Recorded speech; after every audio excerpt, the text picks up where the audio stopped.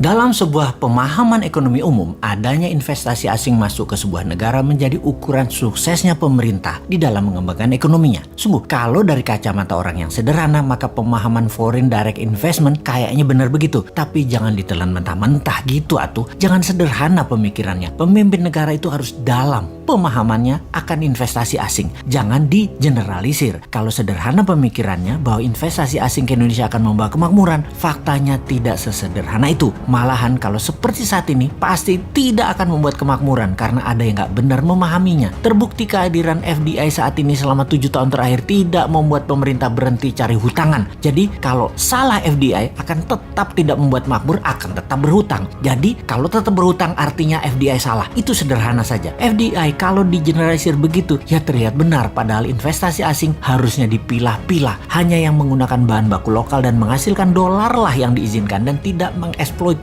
sumber daya alam bawah tanah. Begini kita menjelaskannya. Dalam aset nasional itu ada yang di atas tanah, ada yang di dalam tanah. Yang di dalam tanah itu harus 100% milik nasional. Yang di permukaan bolehlah FDI. Kalau di atas tanah seperti perkebunan, pertanian, industri jasa, properti, keuangan, dunia digital dan lain sebagainya silahkan. Tetapi mineral yang di bawah tanah tidak boleh digali untuk dijual mentah atau setengah jadi ke luar negeri. Harus 100% bahannya jadi dan harus 100% milik Indonesia. Atau untuk finish produk atau juga untuk memenuhi kebutuhan dalam negeri, dan FDI hanya boleh untuk mengerjakan finish produknya atau sesuatu yang di atas tanah deh, seperti jasa, teknologi digital, IT, bioteknologi, biomedical, biomining dan lain sebagainya untuk diinvestkan ke otaknya putra bangsa. Itu baru FDI boleh ribuan perusahaan masuk ke Indonesia. Itu baru boleh didukung. Misalnya Google, Netflix, Disney, Metanya, Facebook, Pfizer, biomedical, Hollywood, industri musik dunia, film, YouTube masuk, head office-nya ke Indonesia, masuk data centernya ke Indonesia, silahkan.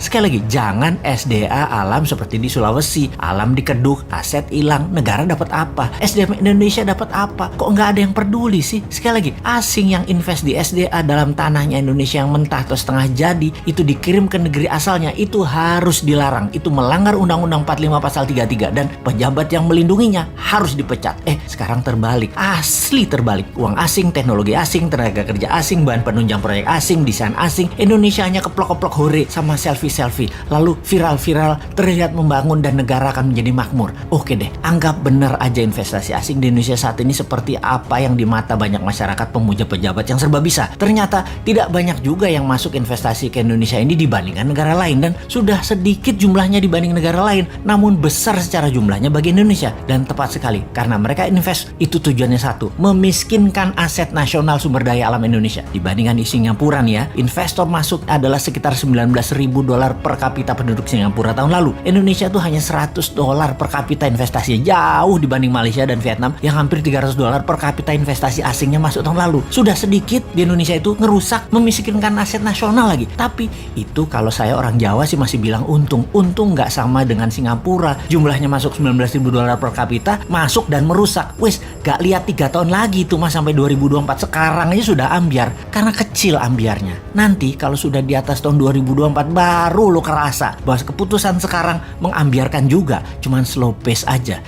Jangan-jangan karena tahu bakal ambiar dan kalau yang dapat mandat bukan kroni mereka, bisa dipermasalahkan secara hukum mereka nantinya. Ya jadi harus diperpanjang deh jabatannya 3 kali atau harus yang jadi harus kroninya. Gitu ya? Mosok gitu sih? Katanya tidak gila jabatan, katanya rendah hati, nggak suka puja-puji. Kok mau 3 kali sih piye toh?